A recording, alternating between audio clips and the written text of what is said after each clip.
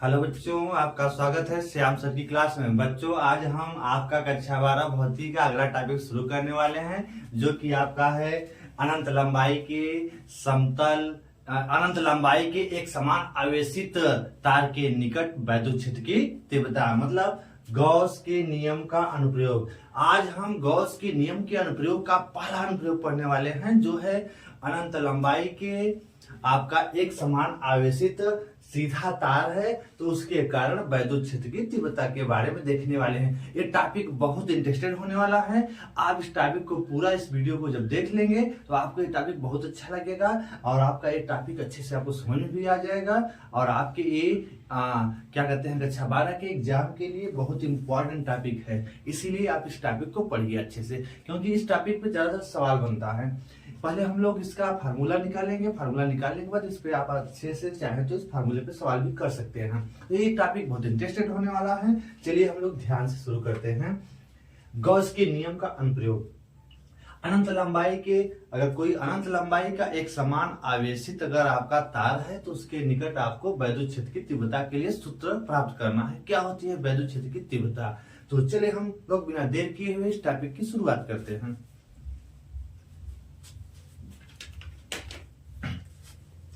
जैसा कि आपका ये टॉपिक है, अनंत लंबाई का एक समान आवेशित तार है। मान लिया आपके सामने एक ठो अनंत लंबाई का एक समान आवेशित तार है। एक समान आवेशित कर देते हैं। अनंत लंबाई का एक समान आवेशित तार है। अब इसके कारण वैद्युत क्षेत्र की तीव्रता आपको ज्ञात करनी है। मान लिया इस तार से, यह एक अनंत लंबाई का तार है। इस तार से मान लेते हैं r दूरी पर एक बिंदु इसके निकट P स्थित है। एक बिंदु क्या स्थित है? P स्थित है, जिस पर हमें वैद्युत क्षेत्र की तीव्रता ज्ञात करनी है। आपका जो टारगेट हेडिंग है स्थित कुल आवेश। पहले आप ऐसा कुछ मान लीजिए। मान लिया एक ठो अनंत लंबाई का तार है, जो क्या है पूर्ण रूप से एक समान रूप से आवेशित है। मान लिया इसमें कुल आवेश Q उपस्थित है और इन आवेशों का रेखीय आवेश घनत्व लेमडा है। इन आवेशों का रेखीय आवेश घनत्व क्या है? लेमडा है। माना इस तार से r दूरी पर एक बिंदु P स्थित है। एक बिंदु क्या स्थित है? P स्थित है। अब इस P बिंदु पर हमें निकालनी है वैद्युत क्षेत्र की तीव्रता। क्या निकालनी है? वैद्युत क्षेत्र की तीव्रता। जैसे कि हेडिंग है, अनंत लंबाई का एक समान आवेशित सीधा तार भी है और इसके कारण क्या निकालनी है? वैद्युत क्षेत्र की तीव्रता E हमें ज्ञात करनी है। अब कभी भी अगर हम गॉस के नियम के अनुप्रयोग से हम अगर किसी रेखीय तार में अगर हम उसके निकट वैद्युत क्षेत्र की तीव्रता निकालना चाहते हैं, तब हमें गॉस के नियमानुसार हमें एक बंद गॉसियन पृष्ठ लेना पड़ेगा। तो हम मान लेते हैं कि जिस P बिंदु पर हमें वैद्युत क्षेत्र की तीव्रता ज्ञात करनी है, उसके लिए हम इस P से होते हुए एक बंद आकृति की कल्पना करते हैं, या मान लेते हैं गॉसियन पृष्ठ की कल्पना करते हैं। लेकिन अगर हम गॉसियन पृष्ठ ऐसा लेंगे जिसके कारण उस पृष्ठ के हर जगह वैद्युत क्षेत्र की तीव्रता क्या हो? समान हो, मतलब उससे जो निकलने वाला फ्लक्स हो हर जगह क्या हो? समान हो। तो इसके लिए मान लेते हैं इस P से होते हुए हम लोग एक बेलन, L लंबाई के बेलन की कल्पना करते हैं। मान लिया इससे P से होते हुए एक L लंबाई का क्या है? आपका बेलन है। L लंबाई का क्या है? एक आपका बेलन है। कभी भी आपको अगर गॉस के नियम के अनुप्रयोग से किसी चालक के समीप आपको वैद्युत क्षेत्र की तीव्रता निकालनी होती है, तब उसके लिए आपको उस बिंदु से होते हुए एक हमेशा क्लोज सर्किट आपको बनाना पड़ेगा। तो यहाँ हमने क्लोज सर्किट के रूप में बेलन को लिया। क्यों? क्योंकि बेलन के इस वक्र पृष्ठ पे हर जगह वैद्युत क्षेत्र की तीव्रता क्या होगी? समान होगी। इसीलिए हमने बेलन पृष्ठ को चयन किया। लेकिन आप गॉस के नियम में आपने देखा था कि जो आपका गॉस का नियम लगा था वह उस चालक के आकृति पर निर्भर नहीं करता। आकृति चाहे जो भी हो, उसके आकृति पर कोई निर्भरता नहीं होती है। तो हम लोग यहाँ एक बेलन की कल्पना किए हैं और इस बेलन की लंबाई कितनी है, L लंबाई का आपका बेलन है। अब आगे हम लोग शुरू करते हैं। अब हमें निकालना है इस L लंबाई के बेलन से अब यहाँ पे इस P बिंदु पर वैद्युत क्षेत्र की तीव्रता निकालनी है। तो पहले हम लोग करेंगे क्या, मान लेते हैं यह जो आपका बेलन एक तार है, अनंत माना अनंत लंबाई का एक तार है, माना अनंत लंबाई का एक आवेशित तार है, एक आवेशित तार है जिसमें जो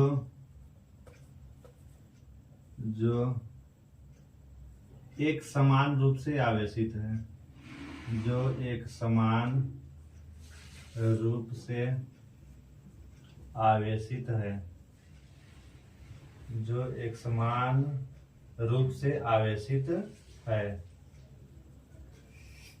जिसका रेखीय आवेश घनत्व, जिसका रेखीय, जहां पर वैद्युत क्षेत्र की तीव्रता की ज्ञात करनी है।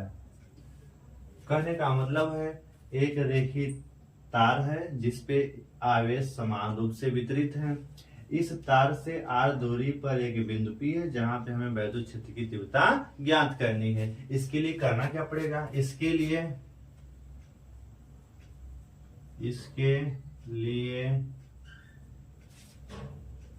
P से होते हुए एक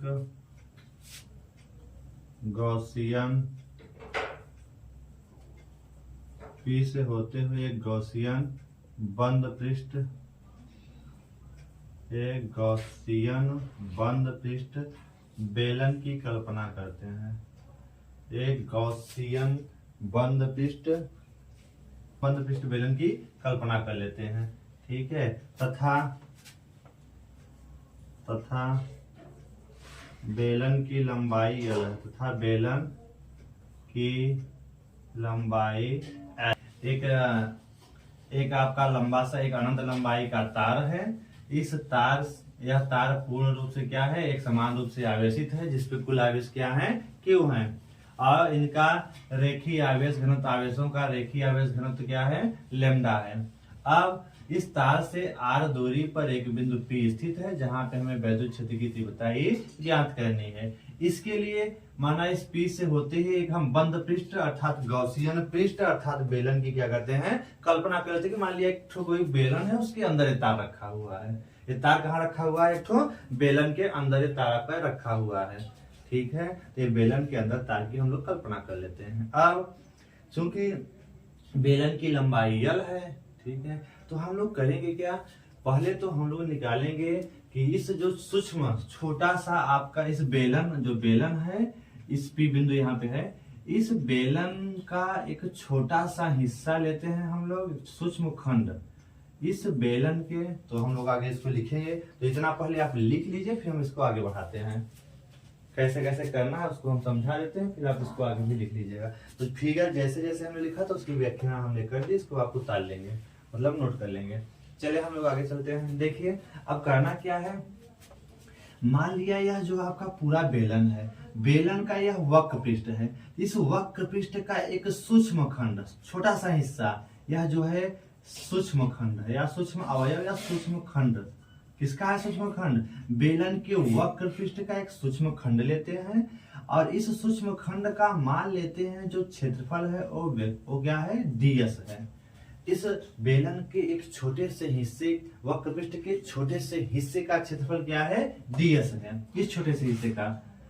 अब चूंकि यह जो रेखीय तार है, इसके कारण जो वैद्युत क्षेत्र की तीव्रताएं होंगी किधर होंगी, बाहर की ओर। किधर होंगी? बाहर की ओर, ऐसे दोनों डायरेक्शनों में। वैद्युत क्षेत्र की तीव्रता किधर होगी? बाहर की ओर होगी। अब अगर P बिंदु पर देखें तो वैद्युत क्षेत्र की जो तीव्रता E होगी किधर उसकी दिशा होगी? बाहर की ओर होगी। ठीक है। और इस पर, इस सूक्ष्म खंड जो ds है, इस सूक्ष्म खंड पर अगर देखें तो हम इसका क्षेत्रफल सदिश जो होगा, क्षेत्रफल सदिश क्या होता है? उस पृष्ठ के अभिलंब। तो अगर हम इस पृष्ठ पे अभिलंब डालेंगे तो वह भी किधर होगा? बाहर की ओर होगा। अर्थात वेक्टर ds भी किधर होगा? बाहर की ओर हो जाएगा। तो आपका जो वेक्टर ds होगा किधर हो जाएगा? बाहर की ओर। तो आपको यहाँ देखने से एक चीज मिला कि ये जो आपने छोटा सा खंड लिया है, जो आपने छोटा सा हिस्सा लिया, इस छोटे से हिस्से में जो वैद्युत क्षेत्र की दिशा है किधर होगी? बाहर की ओर। और इस छोटे से खंड का जो क्षेत्रफल ds है, उस क्षेत्रफल की दिशा भी किधर होगी? बाहर की ओर होगी। क्यों होगी? क्योंकि आपने पढ़ा है किसी पृष्ठ के अभिलंबवत उसका क्या होता है? क्षेत्रफल सदिश। तो अगर ये सूक्ष्म खंड आपका एक छोटा सा खंड है, इस पे अगर अभिलंबवत ऐसे डालेंगे तो वह इसका क्या कहलाएगा? क्षेत्रफल सदिश वेक्टर ds कहलाएगा। एक चीज आपको देखने को मिल गया कि यहाँ पे दोनों की दिशा, वेक्टर E और वेक्टर ds क्या है? दोनों की दिशा सेम है। तो इसको हम लोग अब लिख लेते हैं थोड़ा सा। तो इसको आप पहले लिख लीजिए, उसके बाद हम आगे इसको कंटिन्यू करते हैं।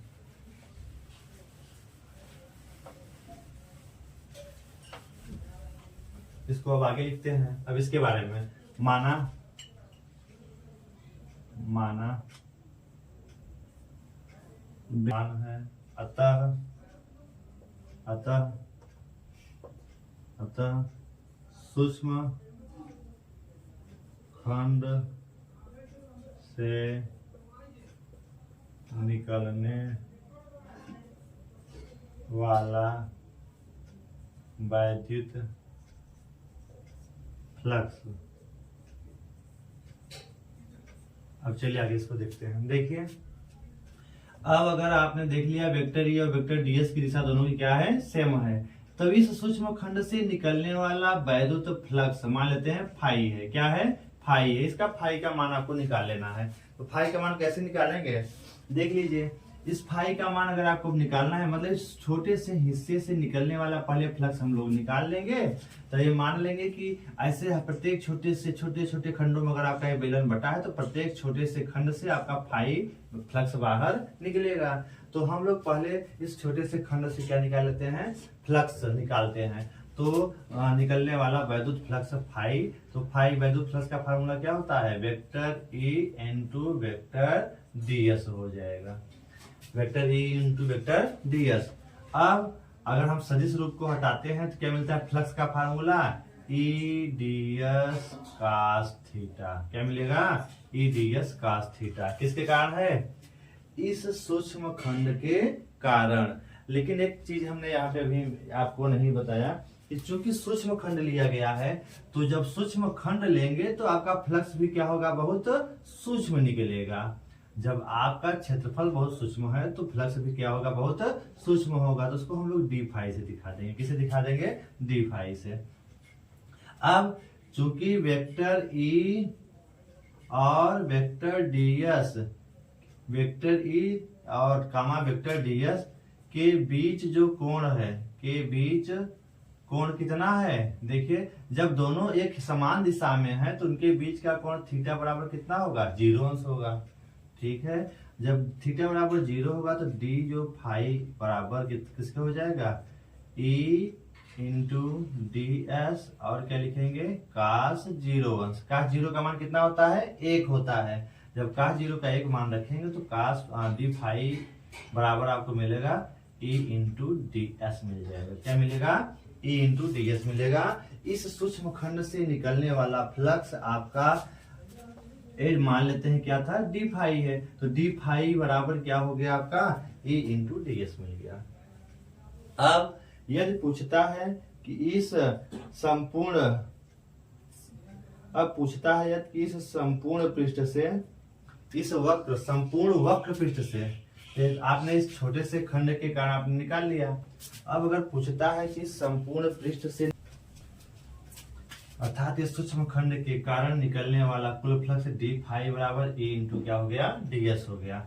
अब अगर पूछता है इस बेलन के ये जो वक्र पृष्ठ है, इन वक्र पृष्ठों से निकलने वाला कुल फ्लक्स पूछता है, तो इसको हम लोग, इसको आप उतार लीजिए, इसको हम लोग आगे कंटिन्यू करते हैं।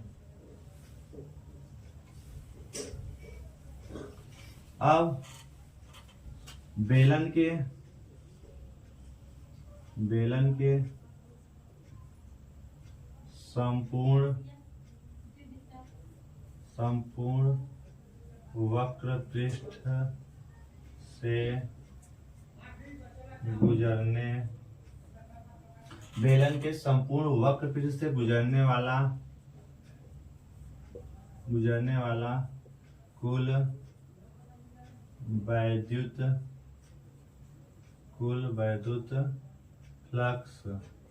वैद्युत फ्लक्स क्या हो जाएगा। अब हम क्या करें, मान लेते हैं क्या है कुल वैद्युत फ्लक्स, फाई। तो फाई क्या हो जाएगा, अरे जो आपने डी फाई लिया इसका क्या कर दीजिए, डी फाई का क्या कर दीजिए, आप समाकलन कर दीजिए। तो डी फाई का समाकलन, तो डी फाई का आप मान रख लीजिए। डी फाई का आपका मान क्या है, ई इंटू डी एस है। तो ई इंटू डी एस, ई आपका जो वैद्युत क्षेत्र की तीव्रता है, ई इंटू क्या हो जाएगा, डी एस। ई यहाँ पे क्या होगी, कांस्टेंट वैद्युत लू का काम करेगी, तो ई बाहर हो जाएगी, ई क्या हो जाएगी, बाहर हो जाएगी। आपका बचेगा क्या, डीएस बचेगा। क्या बचेगा, इंटीग्रल डीएस। अब आप चाहो तो वक्र पृष्ठ का, जैसे हमने शुरू से माना था, इस वक्र पृष्ठ का अगर संपूर्ण क्षेत्रफल यस मान लो, आप यहाँ पे चाहो तो यस दिखा सकते हो, एस। तो यहाँ पे चाहो तो यस आप दिखा सकते हैं। इससे क्या पता चलेगा, एस जो संपूर्ण वक्र पृष्ठ है वो क्या है, उसका क्षेत्रफल एस है। तो यह डीएस मिलकर किसका निर्माण करेगा, एस का निर्माण करेगा। तो ये किसके बराबर हो गया, आपका फाई के पाई आर एल हो गया। तो ये आपको पता चल गया फाई का मान किससे गुजरने वाला, इन वक्र पृष्ठों से केवल गुजरने वाला। किससे गुजरने वाला, इस ये वाला वक्र पृष्ठ जो आपका है, और इन वक्र पृष्ठों से गुजरने वाला जो फ्लक्स होगा कितना होगा, फाई बराबर ए इंटू 2 पाई आर एल हो जाएगा। लेकिन अभी आपको देखना है कि जो आपका समतल जो इसके पृष्ठ हैं, दो इसके समतल पृष्ठ आपने निकाल लिया, लेकिन अभी देखिए ये दो समतल पृष्ठ भी हैं, इनसे निकलने वाला वैद्युत फ्लक्स अब आपको निकालना है।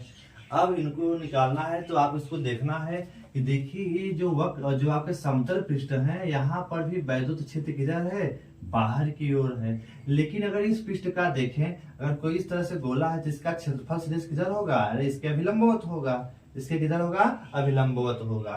तो अगर आपका ये समतल पृष्ठ है तो वैद्युत क्षेत्र अगर बाहर की ओर है, इसका जो क्षेत्रफल सूक्ष्म खंड का अगर हम क्षेत्रफल सदिश लें तो ये किधर हो जाएगा, ये इसके अभिलंबवत होगा, ऊपर की ओर हो जाएगा। ऐसे इधर भी नीचे वाले समतल पृष्ठ में लेना है, एक छोटा सा हिस्सा इस समतल पृष्ठ का लें अगर, तो यहाँ पे वैद्युत क्षेत्र तो बाहर की ओर है, लेकिन इसका क्षेत्रफल सदिश किधर होगा, नीचे की ओर हो जाएगा। अर्थात अब देखें कि इन समतल पृष्ठों पर वैद्युत क्षेत्र की दिशा तथा क्षेत्रफल सदिश के बीच का कोण कितना है, 90 अंश है। कितना बन रहा है, 90 अंश बन रहा है। इनके बीच का कोण कितना बन रहा है, 90 अंश बन रहा है। जब इनके बीच का कोण 90 अंश बन रहा है, तब इन समतल पृष्ठों से गुजरने वाला अगर हमें फ्लक्स निकालना है, मान लेते हैं फाई डैश, तो क्या हो जाएगा, इन समतल पृष्ठों से निकलने वाला फ्लक्स फाई डैश, तो ई और आपने क्या पढ़ रखा है, डी एस और कास थीटा। अब थीटा के स्थान पर अगर आप 90 रखेंगे तो कास 90 का मान क्या हो जाता है, 0। तो आपको फाई डैश पूरा क्या मिल जाएगा, 0 मिल जाएगा। तो आपको एक चीज पता चला कि अगर ये बेलन है तो बेलन के समतल पृष्ठों से कोई फ्लक्स बाहर नहीं निकलता, केवल फ्लक्स इन वक्र पृष्ठों से निकलेगा। तो इसको हम लोग अब नोट कर लेते हैं। यह जो निकला है किससे निकलने वाला फ्लक्स है, वक्र पृष्ठ से गुजरने वाला कुल वैद्युत फ्लक्स है। तो हम लोग अब इसको आप नोट कर लीजिए, इसको हम आगे बढ़ाते हैं। फिर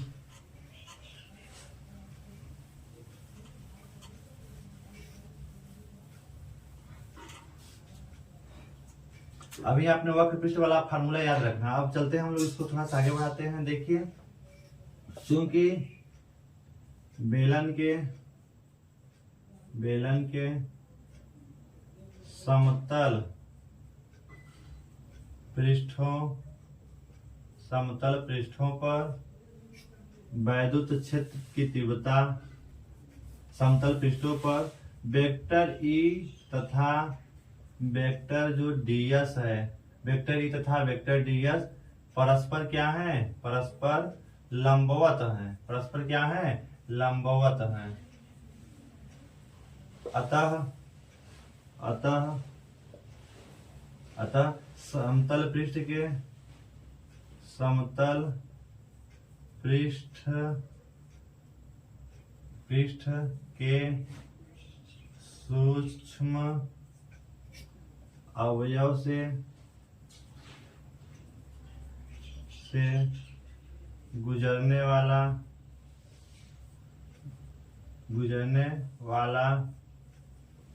वैद्युत फ्लक्स, गुजरने वाला कुल वैद्युत फ्लक्स क्या हो जाएगा, मान लिया फाई डैश है तो किसके बराबर होगा, E vector E into vector ds होता है। और अगर हम लोग सदिश हटाएंगे तो परिमाण ई इंटू ds क्या हो जाएगा, कास थीटा हो जाएगा। और अगर हम लोग यहाँ चूंकि थीटा बराबर क्या है, परस्पर लंबवत है, तो थीटा बराबर कितना हो जाएगा, 90 डिग्री। परस्पर लंबवत है, लंबवत में थीटा बराबर कितना होता है, 90 अंश होगा। जब 90 रखेंगे तो आपका जो फाई डैश मिलेगा किसके बराबर मिलेगा, कास 90। तो ई ds कास 90, और कास 90 का मान क्या होता है, 0 हो जाता है। तो आपका जो फाई डैश मिलेगा पूरा क्या मिलेगा, 0। तो फाई डैश आपको 0 मिल गया। और ये जो फाई आपको मिला था, फाई कितना मिला था, फाई बराबर मिला था a इंटू 2πr/l मिल गया था। ठीक है, तो आप ये समझ लीजिए कि देखिए आप फाई और फाई डैश को इस तरह से आप नोट कर सकते हैं। अर्थात जो फाई था, फिगर को थोड़ा सा साफ साफ बना के एक बार फिर आपको समझा देते हैं, फिगर बना लेते हैं फिर से।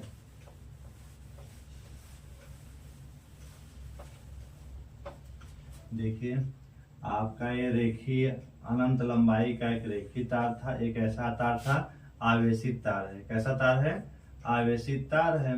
इस तार से हम तार मान लिया अनंत लंबाई का है, जिसपे कुल आवेश क्यू है और इनका रेखीय आवेश घनत्व क्या है, लैम्डा है। तार से r दूरी पर एक बिंदु हमने क्या लिया, P लिया, जहां पे हमें क्या निकालना है, P बिंदु पर वैद्युत क्षेत्र की तीव्रता ज्ञात करनी है। अब इस P से होते हुए हम लोग गॉसियन पृष्ठ की बेलन की कल्पना करते हैं। किसकी कल्पना करते हैं, गॉसियन पृष्ठ बेलन की क्या कर लेते हैं, कल्पना कर लेते हैं। ठीक है, अब इस बेलन की कल्पना जब करते हैं तो मान लिया इस P बिंदु पर वैद्युत क्षेत्र की तीव्रता ये ज्ञात करनी है। इस बेलन की मान लेते हैं लंबाई क्या है, L है। अब इस बेलन का हम बेलन के देखिए, अब ये आपका समतल पृष्ठ है, बेलन का कौन सा पृष्ठ है, समतल पृष्ठ है। तो दो कितने समतल पृष्ठ हैं, एक ऊपर है, एक ये भी है आपका क्या है, समतल पृष्ठ। दो समतल पृष्ठ हो गए। आपके यह बेलन का कौन सा पृष्ठ है, यह आपका बेलन का वक्र पृष्ठ है। कौन सा पृष्ठ है, वक्र पृष्ठ है। तो यहाँ पे आप ध्यान से अब समझिएगा कि देखिए इस बेलन के वक्र पृष्ठ से भी फ्लक्स बाहर निकलेंगे और समतल पृष्ठ से कितना निकलेगा, वक्र पृष्ठ से भी निकल सकता है, समतल पृष्ठ से भी निकल सकता है। किससे कितना निकलेगा वो हम लोगों ने निकाला। तभी हमने निकाला कि वक्र पृष्ठ को निकालने के लिए पहले हमने इसका एक छोटा सा हिस्सा लिया था और छोटे से हिस्से का क्षेत्रफल क्या माना गया था, ds माना गया था। और इस छोटे से हिस्से पर हमने और क्या देखा, हमने देखा इस तार के कारण जो वैद्युत क्षेत्र रेखाएं किधर जाएंगी, बाहर की ओर जाएंगी। तो इस छोटे से हिस्से से भी वैद्युत क्षेत्र रेखाएं किधर जाएंगी, बाहर की ओर जाएंगी। वैद्युत क्षेत्र रेखाएं किधर जाएंगी, बाहर की ओर जाएंगी। और इसका क्षेत्रफल सदिश भी किधर होगा, अगर कोई भी ऐसा पृष्ठ है तो इसका क्षेत्रफल सदिश इसके क्या होता है, अभिलंबवत। तो वेक्टर ds भी किधर हो जाएगा, बाहर की ओर। तो दोनों की दिशा सेम थी, तो हम लोगों ने इसके आधार पे अभी मान लिया यहाँ से गुजरने वाला फ्लक्स क्या था, d फाई था। तो अभी हम लोगों ने जो निकाला इसका मान कितना आ गया था, e इंटू क्या मिला था, ds मिला था। अब हम लोग मान लेते हैं कि यह जो वक्र पृष्ठ है आपका, ये छोटे छोटे ऐसे सूक्ष्म खंडों से मिलकर क्या है, आपका पूरा बना हुआ है। यह जो वक्र पृष्ठ है दोनों, ये छोटे छोटे खंडों से मिलकर क्या है, बने हैं। जब एक पृष्ठ से निकलने वाला फ्लक्स, आपका निकलने वाला फ्लक्स d फाई है, तो मान लेते हैं संपूर्ण पृष्ठ से निकलने वाला फ्लक्स क्या है, फाई मानते हैं। तो क्या करेंगे, इस d फाई का क्या कर देंगे, आप समाकलन करेंगे। और मान लिया संपूर्ण वक्र पृष्ठ का क्षेत्रफल क्या है, ऐसा है। तो वही बताया गया कि अब इसका आप वैल्यू रख करके आपने लास्ट में क्या निकाल लिया था, फाई का मान निकाला था। तो इसको भी आप लोग केयरफुली आप फिगर को देखते रहें। तो इस तरह से उसके बाद हम लोगों ने क्या किया, उसके बाद हम लोगों ने जब इसको निकाल लिया तो हमने देखा कि अब समतल पृष्ठ से हमें क्या निकालना है, समतल पृष्ठ से गुजरने वाला कुल फ्लक्स। तो समतल पृष्ठ में जब हमने देखा क्या क्या पाया, यहाँ देखिए दोनों तरफ ऊपर और नीचे, देखिए यहाँ पे रेखी तार जो है आपका, इसके कारण वैद्युत क्षेत्र यहाँ पर भी क्या होगा, बाहर की ओर होगा। और इस बिंदु पर अगर इसका एक छोटा सा हिस्सा हम ले, समतल पृष्ठ का एक छोटा सा अगर खंड लें जिसकी लंबाई क्या लिया गया है, ds, और इस ds पर अगर हम क्षेत्रफल सदिश खींचे तो क्षेत्रफल सदिश की दिशा किधर होगी, ऊपर की ओर होगी, लेकिन इसका वैद्युत क्षेत्र भी किधर होगा, इस साइड में होगा। तो इसमें दोनों के बीच का कोण कितना बन रहा है, 90 अंश। वही बात नीचे भी होगी, इसका वैद्युत क्षेत्र किधर होगा, वैद्युत क्षेत्र की तीव्रता किधर होगी, बाहर की ओर होगी। और इस पृष्ठ का जो छोटा सा हिस्सा अगर ले लें तो इस पर क्षेत्र, वैद्युत क्षेत्र की तीव्रता की दिशा बाहर की ओर है, इसका क्षेत्रफल सदिश किधर हो जाएगा, इसके अभिलंबवत हो जाएगा। अर्थात इस समय क्षेत्रफल सदिश उसके बीच का कोण कितना बन गया है, 90 अंश बन गया है, जो कि आपके सामने यहाँ निकाला गया है। तो बेलन के समतल पृष्ठों पर वेक्टर तथा ds परस्पर लंबवत है, अतः समतल पृष्ठ के सूक्ष्म अवयव से गुजरने वाला वैद्युत, सूक्ष्म अवयव जो हमने छोटा सा अवयव लिया, क्या है आपका, सूक्ष्म अवयव से गुजरने वाला वैद्युत फ्लक्स क्या मान लिया गया है। अगर सूक्ष्म अवयव से मानेंगे तो मान लेते हैं d5 मान लेते हैं, तो क्या हो जाएगा, इसका मान कितना मिला, 0। तो आप याद रखिएगा, तो d5 का मान अगर 0 मिल जा रहा है, ठीक है, d5 का मान क्या मान लेते हैं, d5 का मान क्या मिलेगा, 0। तो संपूर्ण पृष्ठ से भी मिलने वाला जो फ्लक्स मान, तब क्या हो जाएगा, अगर छोटे से हिस्से से फ्लक्स निकलता है 0, तो सभी पृष्ठों से क्या निकलेगा, फ्लक्स 0। अतः संपूर्ण समतल पृष्ठ से, यहाँ चाहे लिख सकते हैं, संपूर्ण समतल पृष्ठ से, अतः करके लिख लीजिएगा, अतः संपूर्ण समतल पृष्ठ से, संपूर्ण समतल पृष्ठ से गुजरने वाला कुल फ्लक्स, कौन सा फ्लक्स, कुल वैद्युत फ्लक्स, गुजरने वाला कुल वैद्युत फ्लक्स, गुजरने वाला कुल वैद्युत फ्लक्स क्या हो जाएगा, 0। मान लेते हैं कुल वैद्युत फ्लक्स क्या है, फाई डैश बराबर क्या आएगा, तब 0 हो जाएगा। कुल वैद्युत फ्लक्स फाई डैश बराबर किसके हो जाएगा, 0 के। जब छोटे से हिस्से से निकलने वाला फ्लक्स अगर 0 मिल गया तो पूरे हिस्से से क्या होगा, तब भी 0 होगा। तो इस तरह से आप बता सकते हैं कि आपका वक्र पृष्ठ से कितना फ्लक्स निकला। अभी आपने वक्र पृष्ठ से निकलने वाला फ्लक्स कितना आपने निकाला था, वक्र पृष्ठ से निकलने वाला फ्लक्स आपने अभी नोट किया था, उसको भी लिखेंगे। और समतल पृष्ठों से निकलने वाला फ्लक्स 0 होता है, और वक्र पृष्ठ से निकलने वाला फ्लक्स कितना होता है, E/2πrl।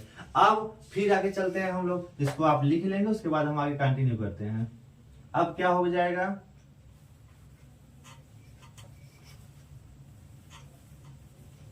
अब हम लोग लिखेंगे संपूर्ण बेलन, संपूर्ण बेलन से गुजरने वाला, संपूर्ण बेलन से गुजरने वाला कुल वैद्युत फ्लक्स, कुल वैद्युत फ्लक्स मान लिया क्या है, फाई ई है, क्या है, फाई ई। किसके बराबर होगा, अरे पूरे बेलन से अगर आपको फ्लक्स लेना है तो एक क्या होगा, वक्र पृष्ठ से गुजरने वाला फ्लक्स प्लस समतल पृष्ठ से, तो आप लिख सकते हैं, तो संपूर्ण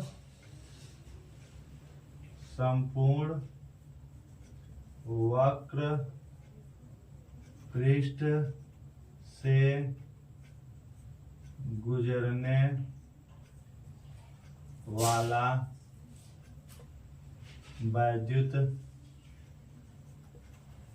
फ्लक्स प्लस और क्या करेंगे, समतल पृष्ठ से गुजरने वाला वैद्युत फ्लक्स, समतल पृष्ठों से गुजरने वाला वैद्युत फ्लक्स, गुजरने वाला वैद्युत फ्लक्स। तब अभी अतः आप फाई ई बराबर क्या लिख सकते हैं, इसको किस नाम से दिया लिखा गया था, फाई से लिखा गया था, और इसको किससे लिखा गया है, फाई डैश से लिखा गया है। अब इनकी वैल्यू पुट करते हैं। चलिए अब इनकी वैल्यू, अब फाई का मान क्या निकाला था आपने, ई इंटू 2πr_l, ठीक है, प्लस फाई डैश का मान क्या आपने निकाला, 0 निकाला। अतः जो फाई ई आपका होगा वो किसके बराबर हो जाएगा, अब फाई क्या है, संपूर्ण बेलन से गुजरने वाला कुल वैद्युत फ्लक्स। फाई बराबर क्या हो गया, E इंटू 2πr_l। अच्छा, एक चीज आपको देखने को मिल गया कि आपके बेलन से केवल वक्र पृष्ठों से ही फ्लक्स बाहर निकलता है, समतल पृष्ठों से कोई फ्लक्स बाहर नहीं गुजरता है। तो आप लोग इसके आधार पर चाहें तो आप इस बेलन के वक्र पृष्ठों से निकलने वाला कुल फ्लक्स का फार्मूला आपके सामने इससे निकाल सकते हैं। लेकिन अभी आपका टारगेट क्या है, आपका टारगेट है वैद्युत क्षेत्र की तीव्रता ज्ञात करना। आपका टारगेट क्या है, वैद्युत क्षेत्र की तीव्रता ज्ञात करना। तब उसके लिए हम लोग इसको अब इतना आप नोट करिए, इसके बाद हम लोग आगे कंटिन्यू करते हैं। चले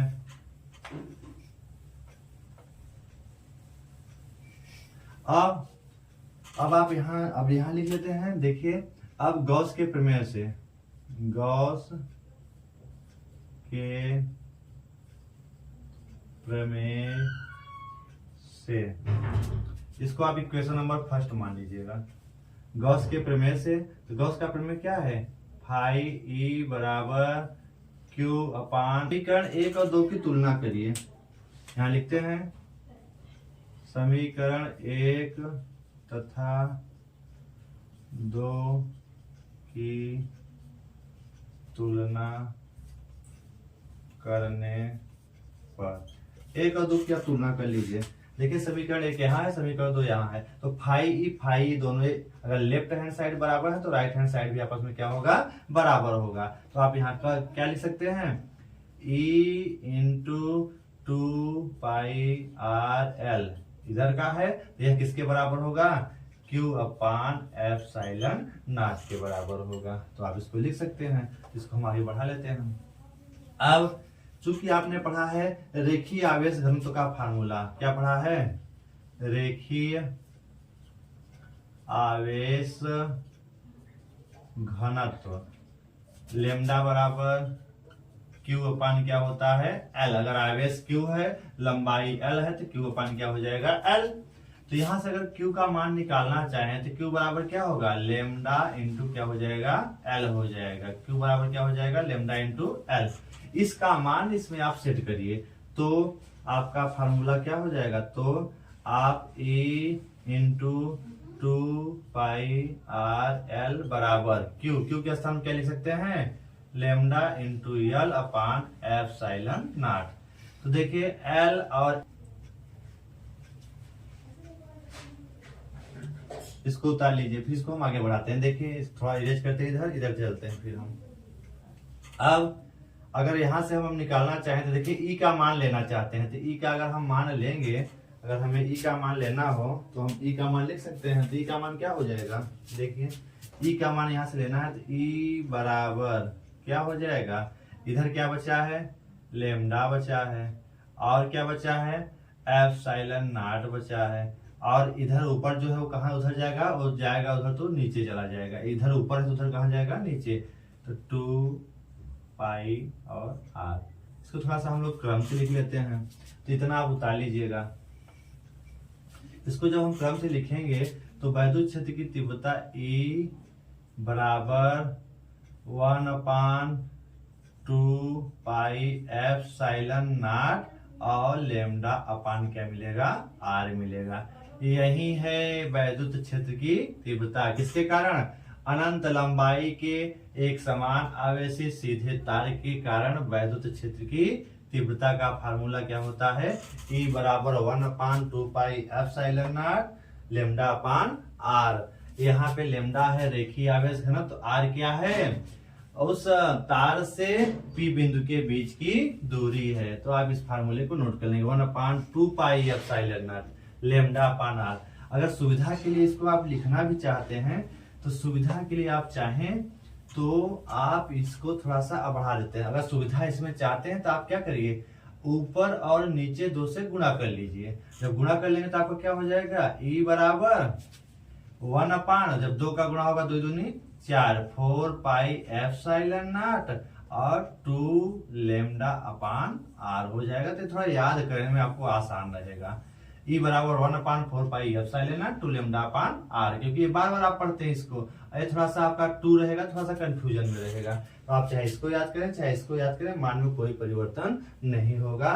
और इसका मात्रक भी क्या हो जाएगा, वही न्यूटन प्रति कूलाम होता है। वैद्युत क्षेत्र की तीव्रता का मात्रक क्या होगा, न्यूटन प्रति कूलाम। ये वैद्युत क्षेत्र की तीव्रता किसके कारण है, अनंत लंबाई के एक समान आवेशी सीधे तार के कारण वैद्युत क्षेत्र की तीव्रता E बराबर 1/4 pi epsilon not 2 lambda upon r होता है। तो इसको आप केयरफुली पढ़ करके, आपका टॉपिक अच्छा रहा होगा, आप इसको पूरे वीडियो को एक बार में समझ में आता है तो एक बार नहीं 2 बार आप देख करके अच्छे से समझ करके इसको आप पूरा, बस टारगेट यही है कि इस तार के किसी बिंदु P पर वैद्युत क्षेत्र की तीव्रता आपको ज्ञात करनी है। और P बिंदु आपका यहाँ स्थित है, तो आपने क्या किया, पहले फ्लक्स निकाला, फ्लक्स के आधार पे आपने वैद्युत क्षेत्र की तीव्रता निकाल ली। चूंकि यहाँ पे हमें निकालना है जो गॉस के नियम के अनुप्रयोग से, तो गॉस का नियम हमने प्रयोग किया और उनके नियम के आधार पे हमने वैद्युत क्षेत्र की तीव्रता का सूत्र प्राप्त कर लिया। इस तरह से आप पढ़ करके, वीडियो अगर अच्छा लगा है तो आप लाइक करें और नए चैनल पर सब्सक्राइब करें और शेयर करें ज्यादा से ज्यादा दोस्तों के पास, और आप इसको अपने फेयर में नोट करें।